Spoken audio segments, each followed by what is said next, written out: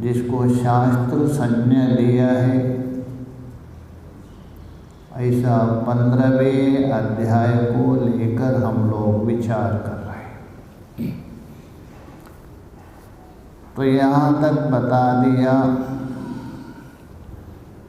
एक संसारिक वृक्ष है, कल्पना करता है रूपक के द्वारा।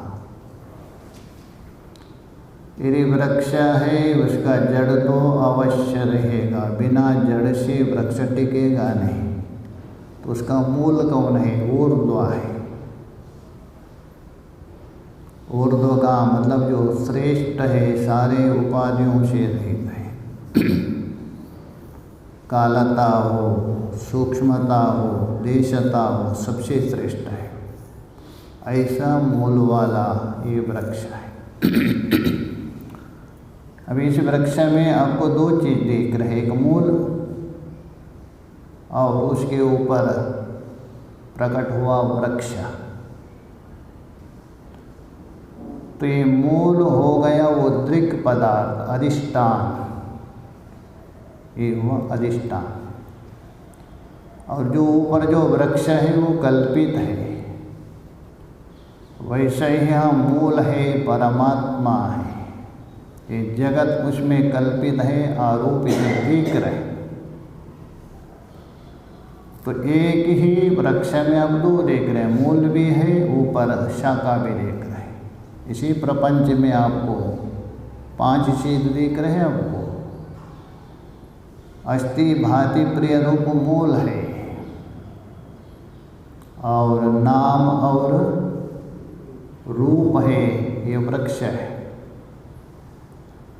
ये नाम और रूपात्मक जो वृक्ष है उसको आपको छेदन करना पड़ेगा, इसको बाध करना पड़ेगा, उसको निवृत्त करना पड़ेगा, तभी मूल को जान सकते हैं। वो मूल कहाँ है, कहाँ ढूंढेंगे? जहाँ हम बैठे हैं, जहाँ जिसमें है वही है, दूसरे जगह नहीं। सबका स्वरूप है मूल, इसलिए ये अध्याय का प्रारंभ हो रहा है। और अंतिम में बता दिया जो इस प्रकार उस वृक्ष को जानता है, कैसा? मूल के सहित। स वेदवित्। अभी देखिए भगवान जो शब्द प्रयोग कर रहे हैं निरर्थक नहीं हो सकते, सार्थक है।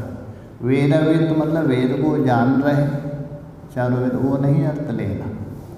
ऐसे तो बहुत मिलेंगे वेद पारंगत। तो यहाँ वेदवित् का मतलब है मूल के सहित वृक्ष को ठीक ठीक से जानता है। मतलब एक अध्यस्त पदार्थ है, एक अधिष्ठान पदार्थ है, एक कल्पित है, एक यथार्थ है। इस प्रकार जो ठीक ठीक से जानता है वही वेदवित् है। अर्थात उसी का दूसरा एक शब्द का तो तत्वविद है, वही तत्वविद है और कोई तत्व नहीं। अथवा संक्षेप से यदि कहना हो, दृक् दृश्य का जिसने ठीक से विवेक किया है वही तत्वविद है, उसी का नाम है वेदवित्। उसके बाद मैंने पहले ही कहा दिया था कल, 6 श्लोक तक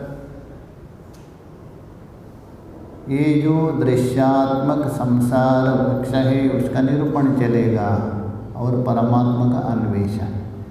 तो इसलिए आगे भी वही बता रहे। देखिए, तस्यैव संसार वृक्षस्य अपरा अवयव कल्पना उच्यते। तस्यैव मतलब जो ऊर्ध्वमूलः अधश्शाखा बता दिया था प्रथम श्लोक में, उसी संसार वृक्ष का। चलो उसका प्रसंग उठाया है, थोड़ा विस्तार बता दीजिए। जानने से आपत्ति क्या है, ठीक ठीक से जाने। तो इसलिए बोला संसार वृक्षस्य, उसी संसार वृक्ष के, जिसको अश्वत्थ कहा गया, पीपल का पेड़। अपरः, अपर मतलब दूसरा, और अवयव कल्पना उच्यते। एक तो बता दिया ऊर्ध्वमूला अवक्षाका, महत्तत्व है, अहंकार है, तन्मात्र है, बता दिया। किंतु उसके और भी जो शाखा है, अंग है, उसकी कल्पना भी यहाँ बता रहे। किसकी? उस वृक्ष के। दूसरे श्लोक में देखिए, अधश्चोर्ध्वं बृहदा तस्य शाखा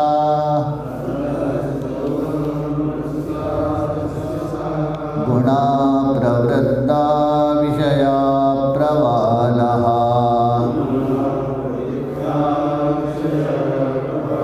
अधस्य मूलान्यनुसन्ततानि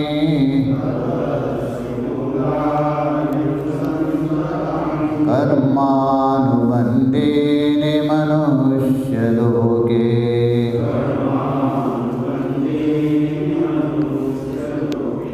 और उस वृक्ष की अन्य शाखा कैसा है? अधश्च ऊर्ध्वम, अधः, अधः बोल तो नीचे, मनुष्य से लेकर स्थावर पर्यंत। क्योंकि अधः मतलब देवलोक आदि के अपेक्षा मनुष्य लोक नीचे, वैसे ही मनुष्य लोक है नीचे की शाखा है। सबसे ऊपर की शाखा है जो लोक आदि, ब्रह्मलोक तक पर फैला है वृक्ष सबसे ऊपर। उसके बाद जो लोक है, उसके बाद नीचे वाली है मनुष्य लोक है। तो आधा शब्द से लेना मनुष्य लोक से लेकर स्थावर पर्यंत, सब हो गया, आधा हो गया नीचे वाली शाखा। मनुष्य लोक में जितने भी जो जड़ चेतन है, जितने भी लेना। च ऊर्ध्वम, और ऊर्ध्वम, ऊर्ध्वम बोल तो ऊपर की शाखा, ये कहाँ तक? ब्रह्मलोक पर्यंत। इस वृक्ष की शाखा नीचे मनुष्य लोक से लेकर जड़ादि तक, और ऊपर कहाँ? ब्रह्मलोक। प्रसतः फैली है, इतनी लंबा बड़ा वृक्ष है वो, ऊपर ब्रह्मलोक तक है, नीचे मनुष्य लोक आदि जड़ आदि में फैली। प्रसतः बोल तो पहले क्या फैला है? तस्य शाखा, तस्य बोल तो संसार रूप वृक्षस्य शाखा, संसार रूप की जो वृक्ष की शाखा है। कौन है वो? देवता है, मनुष्य आदि अलग अलग अलग योनि है ना शरीर, यही उसकी शाखा है। देखिए मुख्य शाखा तो पीछे बताया था, महत्त्व, अहंकार, तन्मात्रादि, भूत आदि बता दिया था। ये अवंतर शाखा है। जैसे एक वृक्ष होते हैं, शाखा होती है और प्रतिशाखा होती है। तो इसकी जो प्रतिशाखा है ये कौन? देवता है, मनुष्य है, योनि है, फैल गई चारों तरफ से, तो यही शाखा, तस्य शाखा। अच्छा, कोई भी वृक्ष की जो शाखा है ये मजबूत होती है, सुदृढ़ होती है, उसके लिए कुछ ना कुछ खाद चाहिए ना। बढ़िया आपने जल दिया, वो बढ़िया खाद डाल दिया, तभी वृक्ष क्या होता है? वृक्ष भी मजबूत रहेगा, शाखा भी। वो कौन है? गुण प्रवृद्धा, ये गुण रूप जल और खाद है उसका। सत्व रजो तमो गुण है वो जल है। ये तीन गुणात्मक जल अथवा खाद से स्थित हुआ वृक्ष की ये शाखा भी सुदृढ़ हो रही। ये गुण यदि हटा दिया, शाखा भी समाप्त हो जाए। तो गुण प्रवृत्त बोल तो तीन गुणों से जल रूप है वो, उस जल से बड़ी हुई शाखा पहले। और विषय प्रवाला, जैसे शाखा में छोटे छोटे शाखा होते हैं, जैसा वसंत ऋतु में छोटे छोटे पत्ते थे, कोंबले आते, बहुत सुंदर सुंदर, देखने के लिए बहुत अच्छे लगते। इसी प्रकार यहाँ कोंबले कौन है? विषय, शब्द रूप रसगंध है ना, ये उसके कोंबले हैं, छोटे बहुत अच्छे लगते हैं वो, उन कोंबले के समान, पत्ते के समान छोटे छोटे। ये है विषय प्रवाल है, उस शाखा में आए। और अदस्य मूलानी, और उसका जो अदस्य मूलानी, अदह मतलब यहाँ अहंता, ममता और वासना रूप है, ये मूल है उसके, उसके मूलानी। आधा बोल तो आगे आने वाले है ना, तो मूलानी उसका मूल है। मूल कौन है? जो अहंता, ममता और वासना रूप ही उसके जड़े। और अदश्च अनुसंततानि, यहाँ दो है, एक अदा आगे च है। ये अदा और च है, ऊपर में अदश्च ऊर्ध्व लिया था, उसी को ही लेना। अनुसंततानि, अदा का मतलब नीचे के ओर, च शब्द से लेना ऊपर के ओर। सर्वत्र अनुसंततानि, अनुसंततानि बोल तो सभी लोगों में व्याप्त हो रही है। कहाँ कहाँ? इसके जो जड़े हैं वृक्ष के, इस लोक में भी, मनुष्य लोक, और ऊपर भी क्या है? अनुसंततानि व्याप्तानि, फैली हुई पूरे चर से, जल्दी नष्ट नहीं होने वाली वृक्ष के साथ साथ। अनुसंततानि बोल तो सभी लोगों में व्याप्त है। और कैसे है वो? मनुष्य लोके कर्मानुबंधीनि, देखिए लोक तो अनेक है, 14 लोक मानते हैं, अथवा 3 लोक है, भूर्भुवः स्वः, अथवा 14 लोक है। तो उसमें बीच में मनुष्य लोक माना जाता है, उसी का नाम है कर्म भूमि, कर्मलोक माना जाता है। तो विशेष रूप से मनुष्य लोक में इसका विशेषता है, क्योंकि ऊपर के लोग तो भोग भूमि हो गए, भोग का मतलब पुण्य भोग, और नीचे के तिर्यक योनि हुए वो भी भोग योनि है, पाप भोग। तो विशेष अधिकारी कौन है? मनुष्य। शास्त्र का अधिकारी तो मनुष्यों को ही होता है।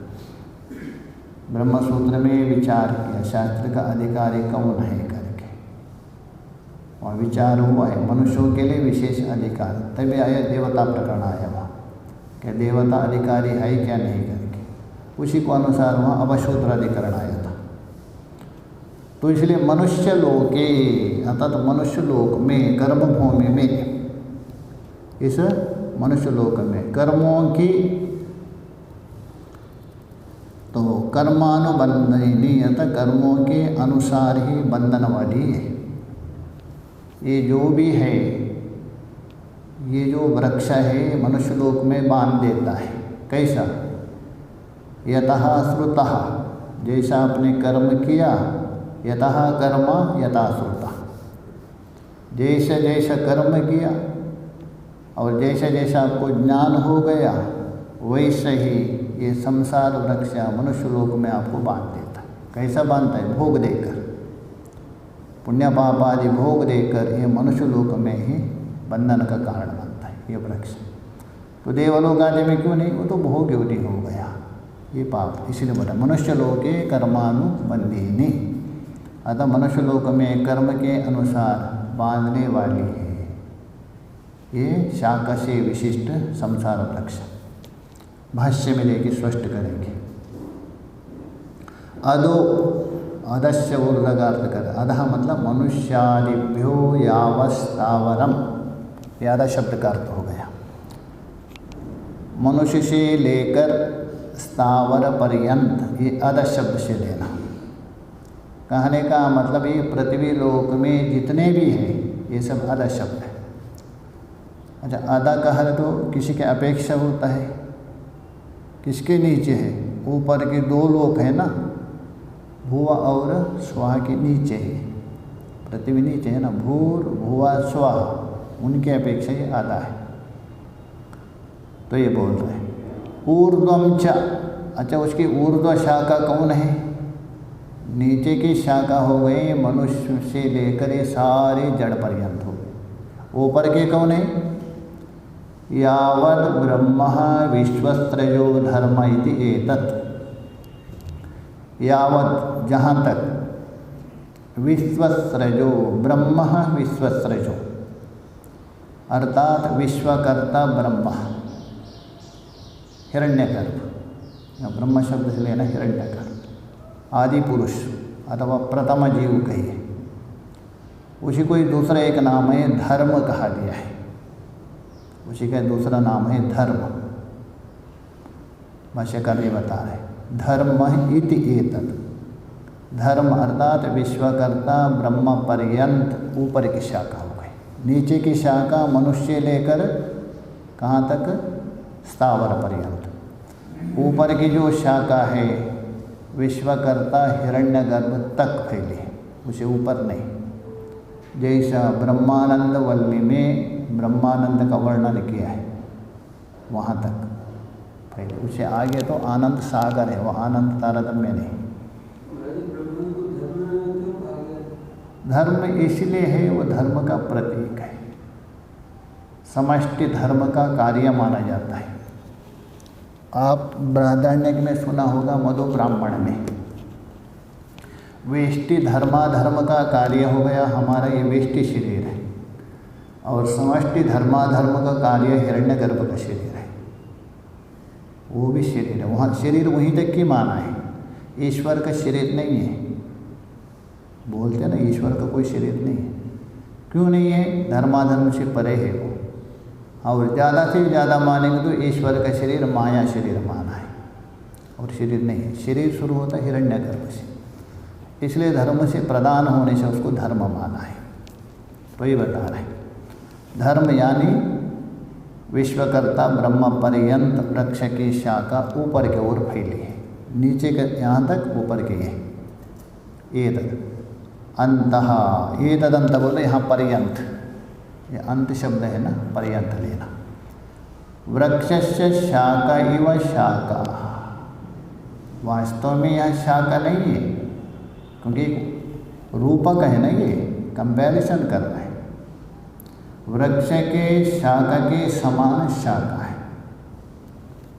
तो इसलिए बोले शाखा। प्रसृतः, प्रसृत बोल तो प्रगता, अच्छे प्रकार से, सामान्यता नहीं, अच्छे प्रकार से फैली है।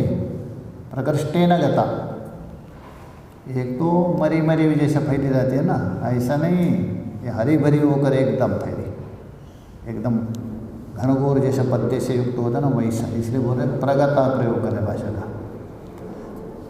और गुण प्रवृद्धा, और इनकी वृद्धि किससे हो गई? वृक्ष और शाखा की। तो भाष्यकार जी बता रहे गुणे सत्व रजो तमो में प्रवृद्धा, उसी का अर्थ कर रहे स्थूलीकृत उपादान भूते, अपना ही उपादान कारण। ये संसार वृक्ष का उपादान कौन है? गुण है ना, गुण से उपलक्षण माया, अविद्या, अविद्या से उत्पन्न हुआ है। परमात्मा है निमित्त कारण है, उपादान है, गुण है। माया का परिणाम है, ईश्वर का विवर्त है जगत।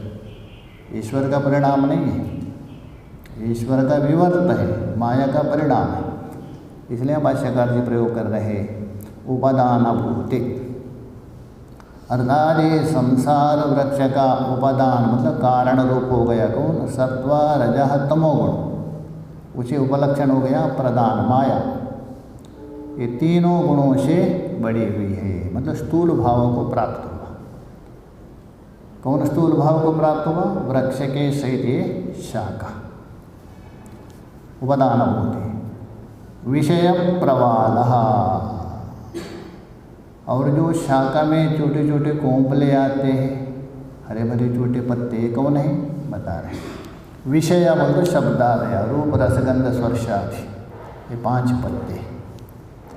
प्रवाल इव, प्रवाल नहीं है, कोंपले के समान कोंपले, पत्ते के समान पत्ते। देहादि कर्म फलेभ्य शाखाभ्य अंकुरी भवन्ति इव, स्पष्ट कर रहे हैं। देहादि शाखाओं से, मुख्य शाखा हो गई वो पीछे बताया था कौन? महत्त्व अहंकार आदि स्कंद रूप। उसके बाद छोटे छोटे शाखा कौन है? ये सारे जो अलग अलग शरीर है, भिन्न भिन्न भिन्न भिन्न शरीर, हम सब शाखा है छोटे छोटे उसे वृक्ष के। तो इसलिए हम बता रहे हैं कर्म फलेभ्य देहादि, विशेषण है एक, कर्म फल रूप देहादि। ये देह किसका फल है? कर्म का फल है, पुण्य पाप का।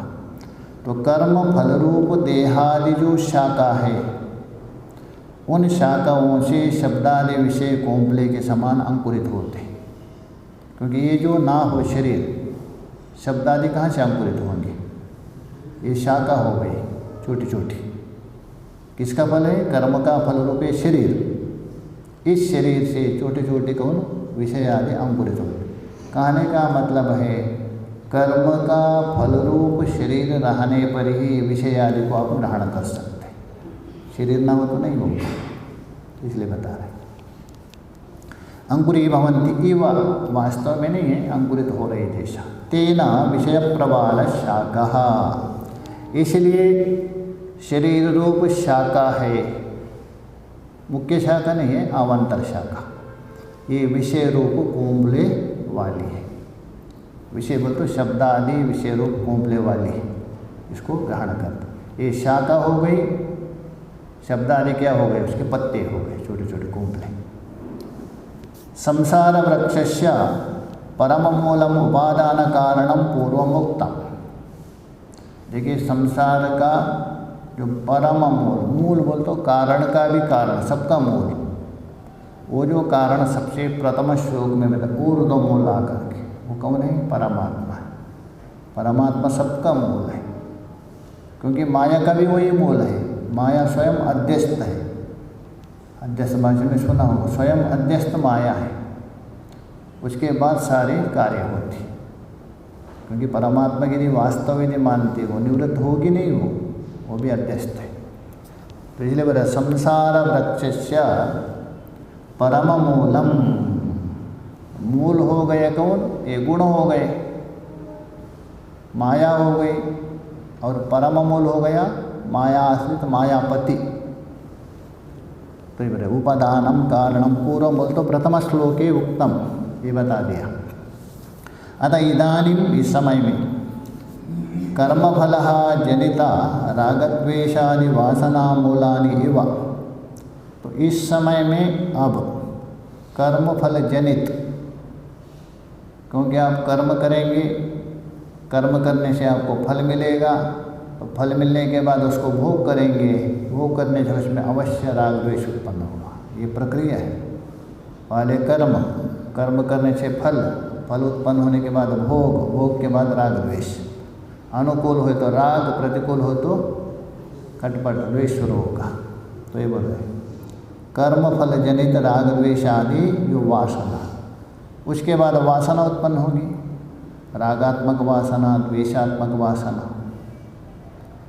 भोग तो हानि नहीं है ज़्यादा, भोग आपको हानि नहीं पहुंचाता, कहते ना भोग हानि पहुंचाता नहीं, भोग से जो वासना उत्पन्न हो गई वो हानि, इसलिए भोग का निषेध किया है। इसे जो वासना उत्पन्न होते हैं संस्कार, वो आपको हानि पहुंचाते हैं। भोग करके छोड़ दिया आपने, वो संस्कार रहेगा किस में, मन में, वो खराबात करता। इसलिए बता रहे हैं जनित राग द्वेषादि वासना, उत्पन्न हुई राग द्वेषादि वासना जो है मूलानि इवह, ये भी मूल है।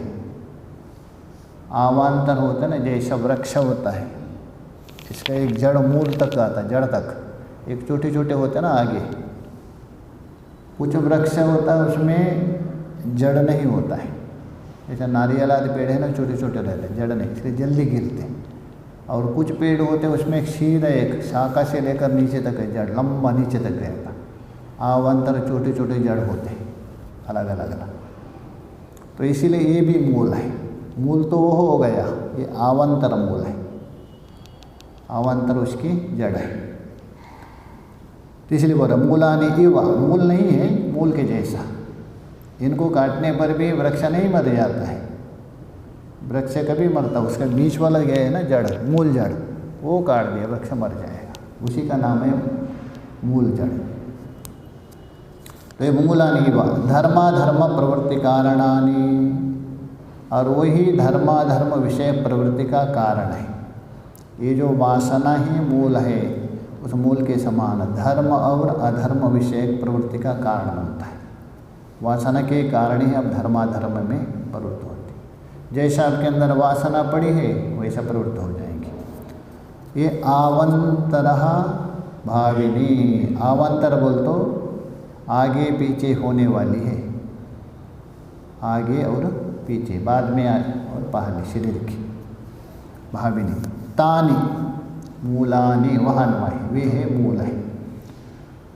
आधा है ना ऊपर, आधा किसको कहा दिया, देहादि अपेक्षाया। आधा इसलिए है मनुष्य लोक है, उसको आधा इसलिए कहा दिया देहादि अपेक्षाया, शरीर आदि को अपेक्षा करके उसको आधा कहा दिया। वो तानी मूलानी के साथ अन्वय है। ये भी आवांतर मूल हो गया। किसके, ये संसार वृक्ष का मूल हो गया, प्रधान मूल हो गया, ऊर्ध्व मूल हो गया। उसके बाद मूल कौन हो गया, गुण, ये उपादान रूप। और अवांतर मूल कौन हो गया, ये आपकी वासना धर्माधर्म, ये भी कारण है। इसका मतलब है देखिए, इसलिए भाष्य का जन कि अविद्या काम कर्म एवं संसार। अविद्या, उसके अंदर कामना, उसके बाद कर्म, यही संसार है। हाँ, सबका मूल है परमात्मा, उसके बाद माया, उसके बाद आपकी वासना, इससे शरीर बनता है। ये संसार हो अथवा शरीर है, इसके कारण ये है।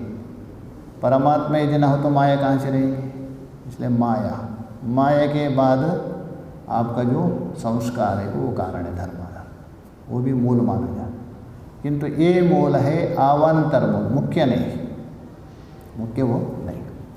तो मूलानि, उसका तानी के साथ अन्वय, तानी मूलानि। अनुसंततानि, अनुसंततानि बोल तो चारों ओर व्याप्त है। कौन है, ये छोटे छोटे मूल है ना, कौन धर्माधर्म सभी के शरीर में व्याप्त है। अनुप्रविष्टानि, अनुसंतातने का अर्थ कर रहे हैं अविच्छिन्न रूप से फैली हुई है।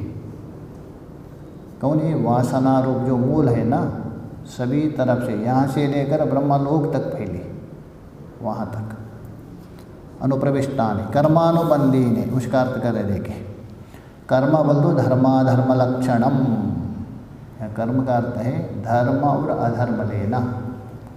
अनुबंधः बोल तो पश्चात भावो, अनुबंध का अर्थ है पश्चात, पीछे पीछे होने वाला।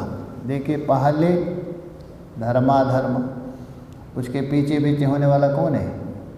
पुण्य पाप अथवा सुख दुख। प्रधान हो गई आपकी वासना, वासना के बाद धर्माधर्म, धर्माधर्म के अनुसार क्या? पुण्य पाप के अनुसार सुख दुख, ये इसके पीछे पीछे। तो इसलिए बता अनुबंध बोल तो पश्चात भावी, पश्चात बोल तो पीछे पीछे होने वाला पुण्य और पाप। येषाम, जिनके, अच्छा ये पुण्य पाप किसके पीछे होता है? धर्म किया आपने, उसके पीछे कौन है? अच्छा पुण्य पाले कि धर्म पाले? पहले धर्म किया तभी पुण्य, तो पुण्य हो गए उसके बाद आपको सुख है, ये बाद में होने वाला है। उसी प्रकार अधर्म किया पाप हो गया, पाप होने से दुख, ये पीछे पीछे होने वाला बाद में, इनके पीछे। तो ये बोल रहा येषाम उद्भूतिम, येषाम उद्भूतिम, जिनके जो उद्भूति बोल दो उत्पत्ति में, अनुभवन्ति, ये अनुभव किया जाता है। कहने का मतलब जो धर्माधर्म है उनके पीछे पीछे उत्पन्न होने वाले पुण्य पाप आदि पीछे पीछे अनुभव करते हैं। तानि कर्मानुबंधीनि, उसी का नाम है कर्मानुबंधीनि। ये कर्म है इस मनुष्य को, जीव को बांधने वाले। ये क्या करते हैं? बांध देते पुण्य पाप आदि। मनुष्य लोक, विशेष रूप से मनुष्य लोक में, ये दूसरे में नहीं। विशेषता अत्र ही मनुष्याणाम कर्माधिकार प्रसिद्ध। भगवान ने मनुष्य लोक क्यों कहा? मनुष्य लोक में ही बांधते क्यों है कर्म, अन्यत्र क्यों नहीं? इसी का नाम है कर्म भूमि है ये, बृहदारण्यक में स्पष्ट बता दिया। विशेषता, विशेष रूप से, अत्र ही अस्मिन् मनुष्य लोके ही मनुष्याणाम कर्माधिकारः, मनुष्य लोक में भी मनुष्यों को ही कर्म का अधिकार है, अन्यों को नहीं, इसलिए मनुष्य लोक के कहा। अतः यह अर्थ करना मनुष्य शरीर, मनुष्य लोक में भी लेना, मनुष्य शरीर में ही विशेष अधिकार है। यदि मनुष्य लोक से पृथ्वी लोक लेते वो भी ठीक नहीं है, मनुष्य लोक से यदि पृथ्वी लोक लेते वो भी नहीं बनेगा। पृथ्वी लोक में तो पशु भी है ना, कहाँ कर्माधिकार है? इसलिए हम मनुष्य लोक के बोलते हैं, मनुष्य शरीर में विशेष कर्म का अधिकार है प्रसिद्ध। और भी बता रहे हैं उस संसार वृक्ष के विषय में, या तो अयम वर्णिता संसार वृक्ष, जो अभी तक वर्णन किया हुआ संसार वृक्ष, आपको बता तो दिया, बढ़िया कहानी सुना दिया संसार वृक्ष, इसको वैसा मत समझो, जैसा जो बता दिया ना वो वैसा नहीं है, बस बताते समय भले वैसा हो सकता है। इसी का नाम है आपात रमणीय। आपात रमणीय बोल तो ऊपर ऊपर देखने के लिए बहुत अच्छा लगता है, विचार रमणीय नहीं है। इसलिए जैसा यहाँ बता दिया था संसार वृक्ष को, उस संसार वृक्ष को वैसा मत समझो, ये बता रहे। ये या तो हो अयम वर्णिता संसार वृक्ष, जो वर्णन किया संसार वृक्ष वैसा नहीं है। कैसा है वो? क्षणभंगुर है किंतु सत्य जैसा दिखता है, उसको ज्ञान रूप अस्त्र से नाश करे, ये बताने जा रहे। देखिए, न रूपमस्येह ततोपलभ्यते नान्तो न जादे न च संप्रतिष्ठा अश्वत्थमेनं सुविरूढमूला असङ्गक्षेत्रेण दृढेन चित्वा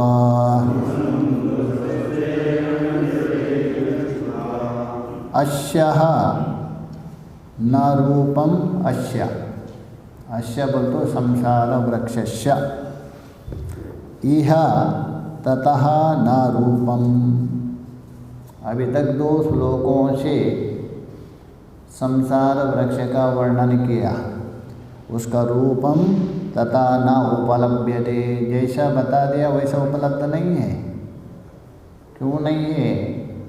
मरुमरीचिका जल को आपने खूब वर्णन तो किया, और पीने के लिए जाएंगे वहाँ जैसा आप सोच रहे वैसा नहीं है, दृष्टो नष्टा है, मरुमरीचि के समान है। दिख रहे, भान हो रहे, अच्छे भी लग रहे, किंतु वहाँ पकड़ने जाए तो नहीं मिलेगी। छाया के समान है, छाया को आप नहीं पकड़ सकते। छाया और माया की गति दोनों एक जैसा, पकड़े गए तो भागे आगे आगे, पीठ फेरत गए तो आगे पाछे पाछे, दोनों भी एक ही है। छाया भी ऐसा ही, पकड़ने जाएंगे आगे जाएगा, माया भी ऐसा ही, पीठ फेरते गए छाया आपके पीछे पीछे आएंगी, माया भी ऐसा ही है। इसलिए महात्मा के पीछे माया दौड़ के आती है। तो ये बोल रहे हैं न तदा उपलभ्यते नान्तो न च आदिर, इसका अंत भी नहीं, कहाँ जाके अंत हो रहे संसार पता नहीं, और कहाँ से उत्पन्न हुआ, अनादि है ना, प्रवाह रूपेण, इसलिए आदि भी ढूंढने से नहीं मिलेगा। न च संप्रतिष्ठा, अच्छी प्रकार से स्थिति भी नहीं है इसके वास्तव में। अश्वत्थम एनम अश्वत्थम, ऐसा अश्वत्थ वृक्ष के समान ही संसार। सुविरूढ़ मूलम, कैसा है वो? आहंता ममतादि वासना से अति दृढ़ मूल वाला है, इतना जमा है उसका जड़ भयंकर। कौन? अहंता ममतादि वासनाओं के द्वारा, केवल नहीं, सुविरूढ़, अत्यंत भयंकर मूल जमा है, मूलम। तो असंग शस्त्रेण दृढ़ेन चित्वा, ऐसा जो संसार वृक्ष है अहंता ममता रूप वासना से टिका है, उसको क्या करना चाहिए? असंग शस्त्रेण दृढ़ेन, विशेषण है दृढ़पूर्वक, असंग बोल तो वैराग्य, वैराग्य रूप शस्त्र, और कोई शस्त्र नहीं है, वैराग्य ही शस्त्र है। तो इसलिए कहा है आरूढ़स्य विवेकाश्वस्य वैराग्य खड्गिनः तितिक्षा वर्तमना यस्या प्रतियोगी न विद्यते। भगवान भाष्यकार जी बोल रहे हैं, विवेक रूप घोड़े में सवार है, और वैराग्य रूप तलवार जिसके पास है, तितिक्ष रूप कवच है, वर्मा बोल तो कवच, योद्धा को कवच चाहिए ना, उसको कोई शत्रु नहीं है, उसको कोई शत्रु परास्त नहीं। 6 शत्रु है ना आपके, षड्रिपु, कोई कुछ नहीं कर सकता। तो इसलिए बता रहे दृढ़ेन, अत्यंत दृढ़ वैराग्य पूर्वक शस्त्र के द्वारा उस परमात्मा को छित्वा। देखिए इसका आगे के साथ संबंध, इस वृक्ष को तो आपने छेदन किया, छेदन करने के क्या करेंगे? तथा आगे साथ उस परमात्मा को खोजो। वृक्ष को तो छेदन किया, वो वृक्ष आया कहाँ से, उसका मूल को खोजो। आगे के साथ अन्वय भाष्य में देखिए, न रूपम, रूपम बोल तो स्वरूपम, अस्यः इह यथा वर्णितम, 2 श्लोकों के द्वारा जिस संसार स्वरूप को वर्णन किया था, तो वैसा उसका उपलब्ध नहीं है कभी। विचार समय, ऊपर से जोड़ दीजिए, अविचार समय में आपको दिख रहे, किंतु विचार करने जाएंगे वैसा है नहीं, बिल्कुल वैसा नहीं। तथा ये वहाँ न ये वो उपलब्ध है, वैसा उपलब्ध नहीं होगा, जैसा बता रहे वैसा उपलब्ध नहीं होता। क्यों नहीं है? भाष्यकार स्पष्ट कर रहे, स्वप्न मरीचि उदका माया गंधर्व नगर समत्वात्, जैसे स्वप्न में देखे हुए पदार्थ आप अच्छे अच्छे लगते, स्वप्न में अब राजा बन गए, शासन कर रहे, अथवा सोना चांदी खूब मिला, मस्त होते, किंतु उठने के बाद कुछ है नहीं। वैसे बोले स्वप्न की वस्तु मरुमरीचिका जल माया रचित गंधर्व नगर आदि के समान है, ये दिख रहे किंतु है नहीं। समत्वात् दृष्टो नष्ट स्वरूपो ही साइथि, क्योंकि देखते देखते आपके सामने नष्ट हो रहे हैं, क्षणभंगुरम है, अनित्य में, अशाश्वत है, इसलिए ऐसा नहीं है साइथि। अतएव इसलिए न अंतो, अर्थात इसके अंतिम अवस्था, अवसान या समाप्ति भी नहीं है। न पर्यंतो निष्ठा समाप्ति व, अंत का ही अर्थ कर रहे हैं। न पर्यंतो, कहाँ तक चलेगा, इसका अंत कहाँ होगा, ये भी नहीं। निष्ठा समाप्ति, एक ही अर्थ कर रहे हैं। अंतिम अवस्था, उसकी निष्ठा, इसकी समाप्ति भी नहीं है। कहाँ तक समाप्ति किसकी होती है? जो हो उसकी समाप्ति होगी, जो है नहीं उसकी समाप्ति क्या होगी? जैसा रेगिस्तान में जल दिख रहे, कहाँ समाप्त होगा? अरे जल हो तभी समाप्त होगा ना, इसलिए नहीं बता सकते। विद्यते तथा न च आदि इतः आरभ्य अयं प्रवृत्तः इति न केनचित् गम्यते, मतलब यहाँ से प्रारंभ होकर ये संसार यहाँ से चल रहे, कहाँ से उत्पन्न हुआ, ये झगड़ा होता है संसार की उत्पत्ति को लेकर। बड़े बड़े विचारकों ने विचार किया, ठप हो गए। परमात्मा ने बनाया, क्यों बना दिया, कहाँ से लाया, संभव ही नहीं। पुष्पानंद ने क्या बोला है स्पष्ट, कहाँ से उपादान लाया उन्होंने, कैसा बना दिया करके। तो इसलिए भी नहीं थी केनचित् गम्यते, नहीं है ही नहीं। न च संप्रतिष्ठः स्थिति मध्यम अस्य न केनचित् उपलभ्यते, बीच में इसकी स्थिति भी, ये क्या है, कैसा स्थित है, ये अवस्था भी किसी को भी उपलब्ध नहीं हुआ अभी तक। मतलब उत्पत्ति के विषय में भी और समाप्ति के विषय में भी, स्थिति के विषय में भी उपलब्ध नहीं है, क्योंकि रज्जु में प्रतीयमान सर्प के समान है। वो सर्प आके कहाँ से रस्सी में घुस गया, सर्प में रस्सी में कैसा रुक गया और अंत में कहाँ पलायन किया, बिल में घुस गया, सर्प में लीन हो गया, कुछ बता नहीं सकते आप। बीच में देख रहा है, ऐसे संसार है। इसलिए बोले केनचित् उपलभ्यते। अश्वत्थम एनम, एनम तो यथोक्तम, 2 श्लोकों के द्वारा बताया था ना, प्रथम और दूसरे में। ऐसा जो अश्वत्थ वृक्ष रूप ये संसार वृक्ष, सुविरूढ़ मूलम, सुविरूढ़ बोल तो अत्यंत जड़, दृढ़ रूप जड़ों से युक्त है, उसके जड़ें है अत्यंत दृढ़ है, मजबूत है, जल्दी गिरने वाला नहीं है, ये छोटे मोटे तलवार से नष्ट होने वाला नहीं, इसलिए सुविरूढ़ मूला।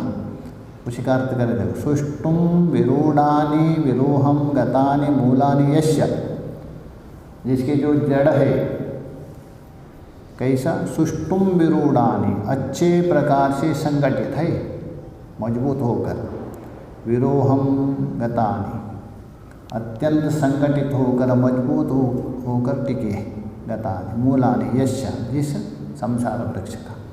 तम एनम, ऐसा सुविरूढ़ मूल संसार वृक्ष को, एनम सुविरूढ़ मूलम, उसको नाश कैसे करेंगे, इतना मजबूत जड़ वाले संसार को। ये जड़ कौन, ये मूल नहीं, ऊर्ध्व मूल नहीं लेना यहाँ, अहंता ममतादि वासनाएं ये मूलों से युक्त है, उसको तो नाश नहीं कर सकते, भले वचन उसको।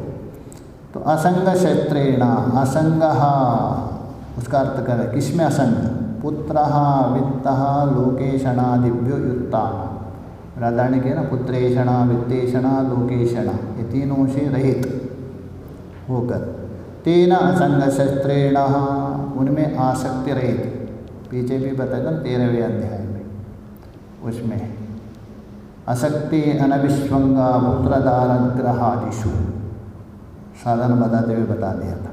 उस असंग शस्त्रेण दृढ़ेन, दृढ़ का अर्थ करें परमात्मा विमुख्य निश्चय दृढ़कृतेन। दृढ़ का अर्थ है जो परमात्मा के सम्मुख होना रूप ही निश्चय दृढ़ है। संसार से हट करके परमात्मा की ओर ही जिसने मुख मोड़ा है लक्ष्य, ऐसे दृढ़ेना। पुनः पुनर्विवेक अभ्यास, तो बारंबार विवेक है, बारंबार अभ्यास है, उससे अभ्यास, तो पुनः पुनः विवेक अभ्यासाभ्याम निशितेन, बार बार अभ्यास और वैराग्य के द्वारा उसको तीक्ष्ण किया। तलवार को तीक्ष्ण जब तक नहीं करेंगे आप काट नहीं सकते। ये दो है तीक्ष्ण करने का, जैसे धार देते हैं ना बीच में, ये इन दोनों के द्वारा धार देना पड़ेगा उसको, आपका तलवार को। तो इसलिए बोला निशितेन, हाँ निशितेन बोल तो तीक्ष्णीकृतेन, अत्यंत जो तीक्ष्ण किया हुआ वो जो तलवार है, कौन, असंग शस्त्र, छित्त्वा, उस संसार को क्या करके, छेदन करके, सबीजम उद्रेत्य, ऊपर ऊपर नहीं, मूल बीज सहित, अतः संसार वृक्ष का जो जड़ है उसके सहित उसको नाश करके क्या करना, उस परमात्मा का खोज करना चाहिए। वो आगे बताएंगे। ओम पूर्णमदः पूर्णमिदं पूर्णात् पूर्णमुदच्यते पूर्णस्य पूर्णमादाय पूर्णमेवावशिष्यते। ओम शांति शांति शांति। शंकरं शंकराचार्यं केशवं बादरायणं सूत्रभाष्यकृतो वन्दे भगवन्तौ पुनः पुनः। ईश्वरो गुरुरात्मेति मूर्तिभेदविभागिनि व्योमवद्व्याप्तदेहाय दक्षिणामूर्तये नमः। ओम शांति शांति।